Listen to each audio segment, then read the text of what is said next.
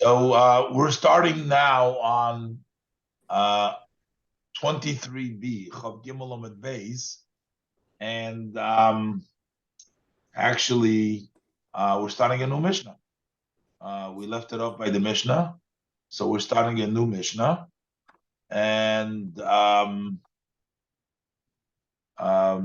okay, so the Mishnah is like this. Says the Mishnah, Ein Person al Shema. The Mishnah wants to tell you which items require a minyan, which means in order to do them, you have to have a minyan. So, what are the items? So, the Mishnah lists a whole bunch of items that require a minyan. First thing it says, you cannot do Poirsin al Shema without a minyan. This is in the Gemara, we'll see in Halacha exactly what it means. Now we're going to learn, like Rashi explains over here in the Mishnah, what is the meaning of Persin al Shema? The word Persin, where Rashi explains it, means a piece of the Shema. What does it mean? You need a minyan to do the piece on the Shema. Look Rashi like this. What is happening is minyan habo lebeis hakneses la'achar shekoru hatzibur es Shema.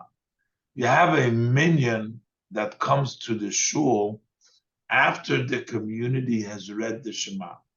So to begin with, there should be a minyan when you're doing the Shema. Even though we have the Amida, the minyan for the Amida, you can't do the repetition of the Amida without a minyan.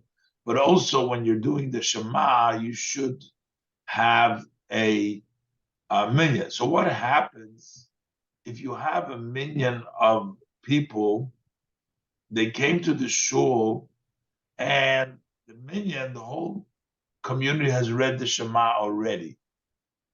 I guess that they don't want to make a whole new minyan because they can daven with the minyan that is already davening the Amida. They can do with everybody, but they missed out on the Shema that the Tzibur, that the community said together. So Oimed Echod, so one person gets up from those minyan that came in, that missed out. Oimer, and he says Kaddish. That would be the Kaddish before Borchu, Uborchu. And that's what we would do if somebody is davening on his own. We'll do a Kaddish and a Borchu. Ubrocho Rishoina Shebekriya Shema, and he will do the first blessing of the Shema, which before the Shema in the morning, we're talking about the first a blessing. There's two blessings also in the afternoon, but there's two blessings that you say before you read the Shema. So the piece of the Shema would be, while you would be missing out on the entire Shema, the three portions, the two blessings, but we want to make it bekitzer. So they have this thing of Persian al Shema. So, but we cannot do it unless you have a minyan. If you have a minyan that walked in, if you're just an individual and you miss the Shema, the community, so it's too late, too bad. You can't do anything about it. But if you have 10 people coming late, so then one of them can get up, these people, and they missed the Shema. So basically they can do that, and I guess then they would go do the Amida with the minyan. There's various different other interpretation, but this is the way Rashi writes over here. What is the meaning of Persin? It comes from the Loshen, Persin, Loshen, Chatzi Hadavar, doing like a half a thing. Persin means to break off a piece of bread, a prusa. A prusa means a piece, a half a thing, because you have to read the whole thing. Would be reading the whole Shema, three portions. It would also be reading two brachas before Shema. Here you're doing like a little piece of the bigger piece. That would be the personal Shema. But you can't do that unless you got a minyan. If you have a minyan. Further, what else do we I'm need? sorry. What? Yeah. So what is it that you can't do? You can't do the just it, you can still say Shema. That's not the question. Is the question just can you say the Kaddish after say Baruch Chadash Hu Baruch Hu Mechanisim? and the first portion of Shema. And I guess the rest of the minyan, according to Rashi, they wait by they missed out the whole tefillah, that part before the Amida, so they will do it by themselves, and then you would do the Amida together with everybody. Or after they finish the entire Amida, everybody, since they missed it out, they can still do that. So let's say they came late for davening and they still want to do the davening, so they can do this piece, they can still do. Okay? That they can still do. Now, further, the other thing is the regular, we know, davening with him, you need a minyan. You can't have somebody lead the services if there is no minyan. That's called the ein oivrim lifnei hateva. Today we call it the amud, the sistra, which we stand by, the amud. Over there, it's called hateva. It's called the box.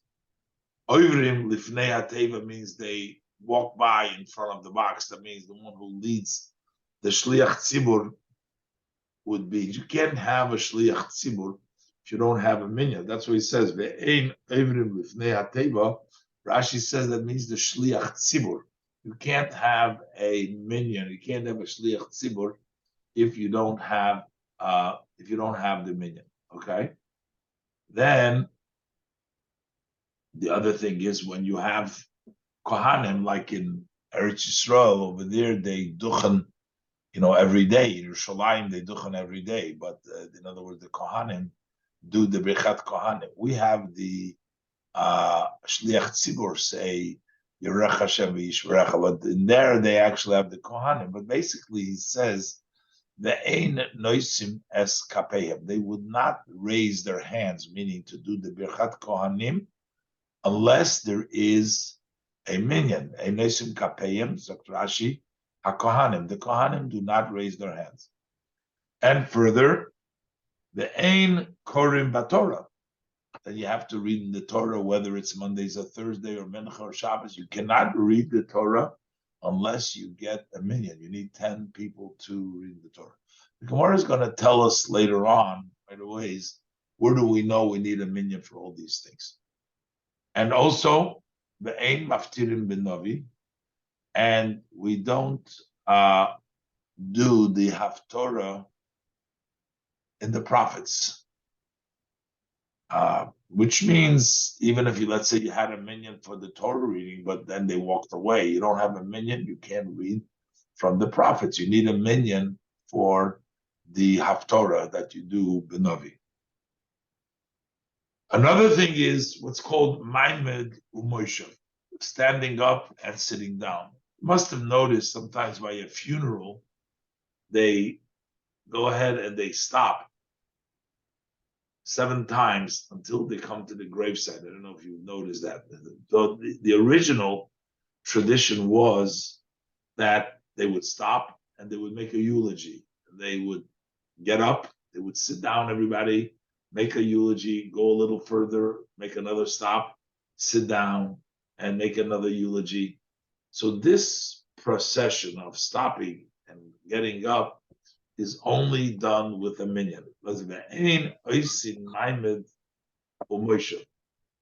the Gemara is going to explain it wouldn't be respectful for under a minyan to have everybody stand up and sit down. We'll see in a minute.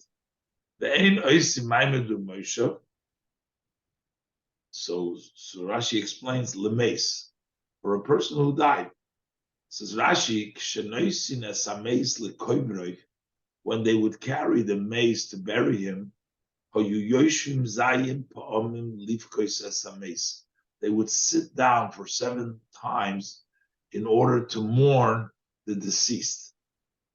And one who wished to eulogize can do the eulogy then at that point. But in order to do that, you need a minyan. We learned so in Baba Basra of Kufam base. It says, Ein poichasin mishiva mamodes umeshoves lemes. we do not make any less than 7 stops and sitting down for the deceased. What is it that you do? How do you do that? Is going as, for example, you say, Imdu Yikorim Amoidu, get up, dear ones, get up. Shvu Yikorim Shvu, sit down, precious ones, sit down. In other words, you tell them, everybody, get up, everybody sit down. That's the procedure of the Maimed Moshe. You need a minyan for that.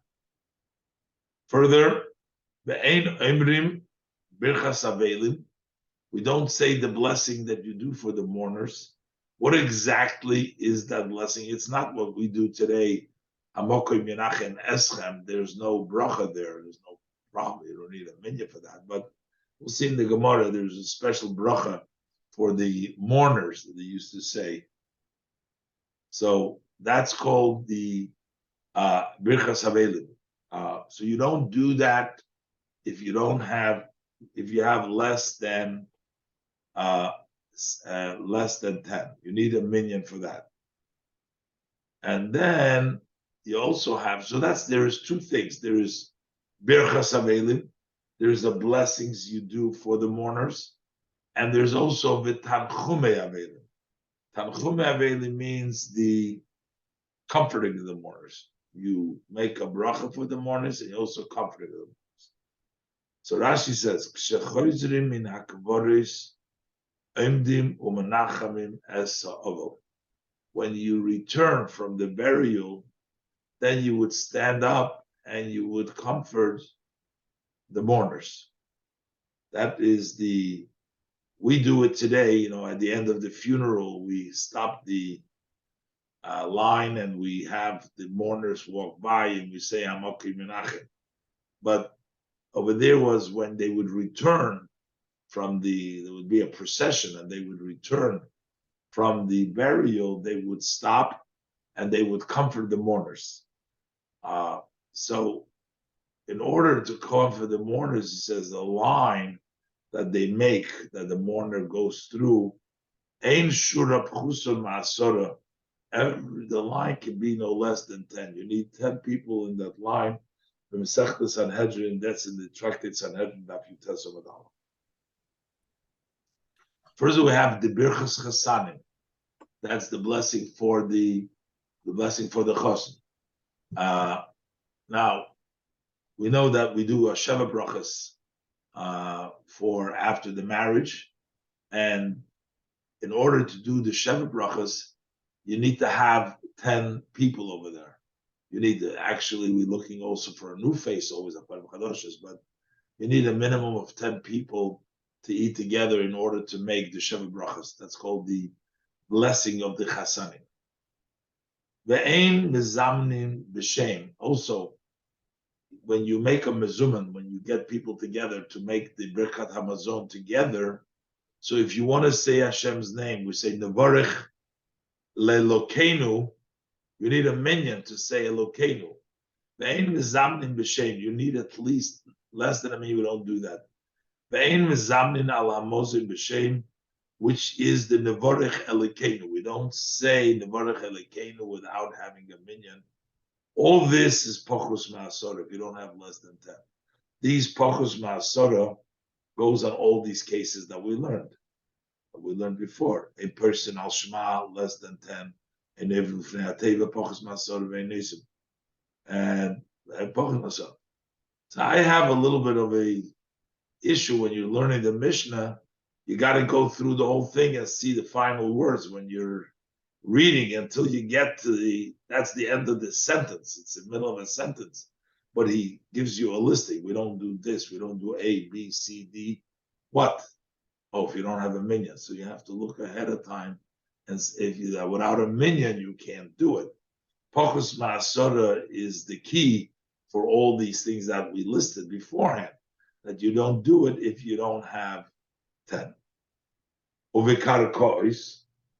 And another thing is when you come to redeem, if a person has donated to hegdish, that's to the sanctuary, a field, and then you have to, and you want to, somebody wants to come and redeem the field, give the hegdish, instead of giving hegdish the cash, so he wants to save himself on the taxes, so he gives the, I'm just kidding, but he gives the property itself to the hegdish, and then somebody comes and takes that property and pays the hegdish and redeems it. So the value, you need to have 10 people there. You can't do it under 10 people. You need to have one Kohen and 9 ordinary. Is, if we're dealing about property, you need 10. You need Tisha, 9 ordinary, the Kohen, and also a Kohen needs to be there. What we're talking about is Vakarkois Shel Hegdish. We're talking about if you have land that belongs to Hegdish, Haboli Fidoiso, one who comes to redeem them, one wants to redeem the Hegdish property, Tzorich Asora, you need 10 people. The Echad Mehen Kohen, one of the 10 has to be a Kohen. Basically, 9 regulars and Kohen, one minimum. You need at least a minion, and one of them has to be a Kohen. Further, Va'odam, if you're coming to redeem a person, now we have an issue. What do you mean? A person you can't concentrate, you can't give away a person to Hegdish. I mean, how do you give a person? You can't do that. But the Gemara is going to say that a person who you have sanctified, you said that what you're going to work, your work is going to belong to Hegdish. So it becomes to the Hegdish. So whatever he does sort of goes to the Hegdish. If you come to figure out the value of it, you need 9 and 1. And a person is similar. First, in Bo Livdash Miyada Hegdish, if he's coming to redeem from Hegdish, he would need a Kohen and 9 Israelim. The Gemara in the Farishland, the Gemara will explain. Okay. So basically, the Mishnah listed all different things that would require a minyan in order to redeem it. So, Frag the Gemara, Mino Hani Mili. It's an abbreviation, which is Mino Hani Mili. From where do we know this? You just said we need 10. How do you know we need 10? What's the basis? What's the source that we need 10 people to do all these things?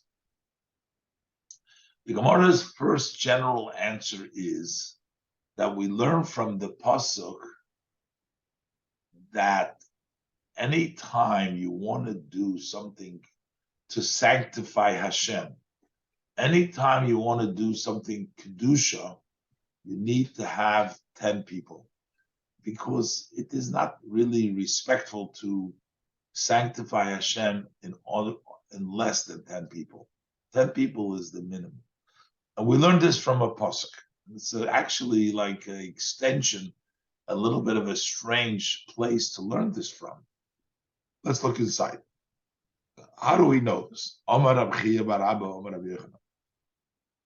Says Rab Chiya bar Abba, name Rab Yochanan. The Omar Kro, the pasuk says, "V'nikdashti v'soich b'nei Yisrael." This verse talks about, Hashem says, I will be holy. I would be made holy amongst the Bnei Yisrael. So we know here that where does Hashem want to be made holy? The soich, amongst the Bnei Yisrael. How much is the level? What is the level of the soich Bnei Yisrael? What does it mean amongst the Bnei Yisrael? How much? It says just, the verse says besoich, amongst, but it doesn't say how much. It just says amongst the Bnei Yisrael. How much people is amongst the Bnei Yisrael? We'll see in a minute. But first of all, we'll learn from this that kol davar shebegedusha. If you're going to say a matter, any davar, any matter which is kedusha, lo yehe pachus ma'asora, should be no less than 10. So the Gemara says, "My mashma." How does this understood from this verse? It just says that you be kedusha amongst the Bnei Yisrael. It doesn't say the number 10. Where do you get the number 10? That means amongst the Bnei Yisrael. Where is the number 10 from? And the Gemara brings it's a little stretch, but the Gemara says, what is really the meaning of the word toich, amongst? Where do we find another place where the word toich is used? And there is this concept of a gzeira shava. If we find a similar word, we say, well, just like it applies over there, it means the same over here. So we learned Tanya Rabchia learned Asya toich toich. We learn out the words toich toich.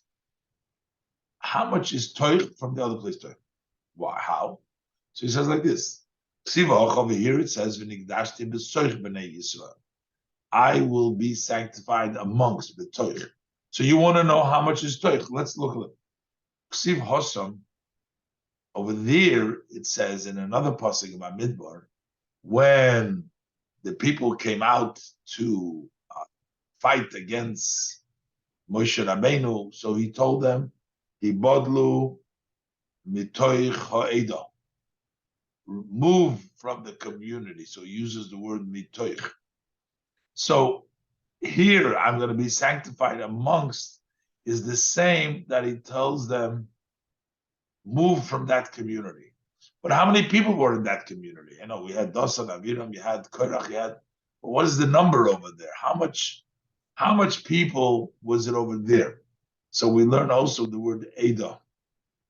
Over there, remove from amongst the Ada. If you want to know how many people were there, you have to know how much is the community, how much is the Ada. It says from amongst the community. That means there was a community there. But Osi Ada Ada. And we learn Ada Ada, the same word Ada over there, from another place, Ada, the Ksiv Hosam. It says that by the Meraglim, by the spies, Moshe Rabbeinu said, Ad Mosai la Eda hara hazois. How long would it be to this bad community? So again, so how we're learning over here, it says a community. How bad? How many people were there? We'll see in a minute. When it says here Eda, it means a community. How much is the community? Same as that community. Eda Eda. Over here it says mitoich, from amongst. So here it says Nigdashi. The soich over here, sanctify me amongst, is the same as amongst that Ada. How much is that Ada? 10. Because over there it was 10. How many people went to spy? There were 12. 2 of them didn't go along. Yeshua and Kalev didn't go along. There was only 10 bad spies. The Torah says, get away from this bad community. Malahalon Asora, just like over there we're talking about 10. Afkan Asora over here too, we're talking about 10. The Ada, says Rashi, Ein Pchusa Me'asora. Ada, it said Amosila Ada Hara, there has to be 10. And we know Ibodlu Metoicha Ada means remove from amongst 10. So Toich means amongst Bnei Israel, amongst 10. Shenemar ad Mosel Ada Ra Hazois. There were 12 spies, Yotz Yeshua V'Kolev, go out Yeshua V'Kolev. They didn't participate because they didn't go along. And therefore, that is the way we know the number 10. Okay. Next thing the Mishnah said, that's already not a Kedusha. Over there, you're telling people to sit down and get up. Why do we need 10 people in order to do that standing up and the sitting down, the eulogizing when we are escorting a person who died? And the Gemara says that's illogical because Kivan the boy lememer. Since what are you saying? One of the things you say, Imdu Yikorim Amoidu, stand up, dear ones, stand up. Then you say Shvu Yikorim Shvu, sit down, dear ones, sit down. Botzir Ma'asora Lav Eirech Ara. If there's not 10 people, it's not the derech eretz, it's not the way of the world to make everybody get up and stand up if there's not 10. So therefore, if there's 10, we do that. We don't do Lav Eirech Ara. Latriach shliach likach v'likroisam yikorim, to go ahead and send an agent for this. So that would be, sending somebody to tell them to get up further, and also v'likroisam yikorim, to call them precious. And Rashi explains the imkein ma'inachto l'merubim. If you do it for everybody, so what are you going to leave for those that have many escorting them? So if you do this for everyone, I guess maybe we're trying to honor people who get a bigger funeral, have more people. Not sure exactly where the Rashi said.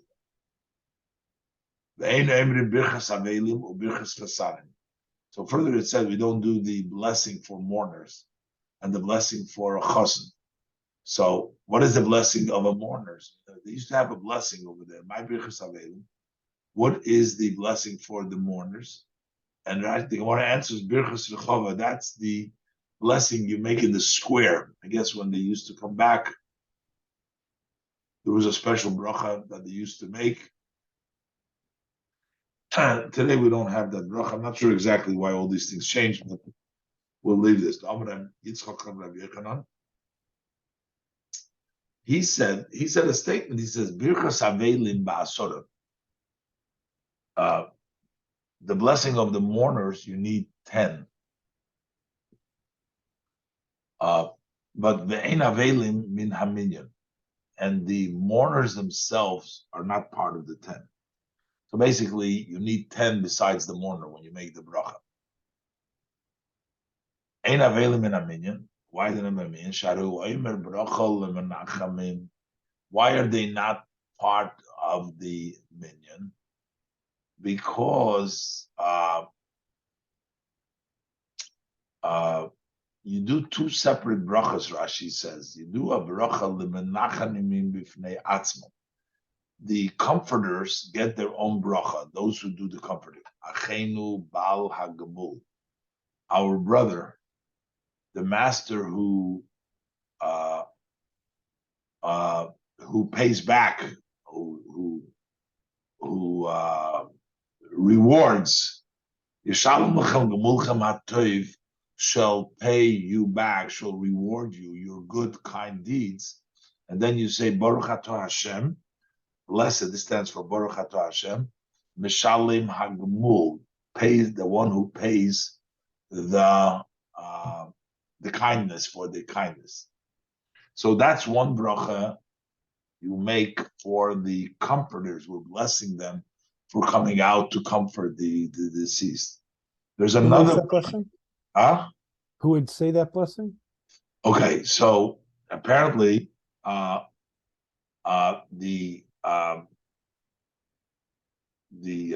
comforters would do that blessing, but they would do a separate blessing for the mourners, for the avelim. That's for the comforters. Who I don't know. He says Shadei who oimer. I'm not sure. Maybe it means that shaliach or somebody who is an agent that would make the bracha. I'm not sure. Good question. I got to look this up. Like I said, I didn't get a chance to look it over today. I was just sitting down. I just came in and went right to the class, to the other class, and then here. We're going to look that up. And you make it separate for the mourners themselves. What do you say to the mourners? You say, Achenu Baal Nechames Yinachem Eschem. So you're saying them, our brothers, the master of comfort should comfort you. And then you say, Baruch Atah Hashem Menachem Avelu. And the Einoi Kodelam Yachad, then you don't include them together. So, what does it have to do? What does it have to do? I think because you're doing it for the mourners, and you're not, so you can't have them be part of the one that are making the bracha because you're singling them out. You're making a special bracha for them, for the mourners. So you need other people to make the bracha for them. They can't make it for themselves. If it was included all together, so there's one bracha for all of them, so they can be together. But if you're singling out, you're saying to them, you're talking basically to them, so you need them to be part of it. But what about the Menachemim, the blessing for them? Apparently somebody else says that.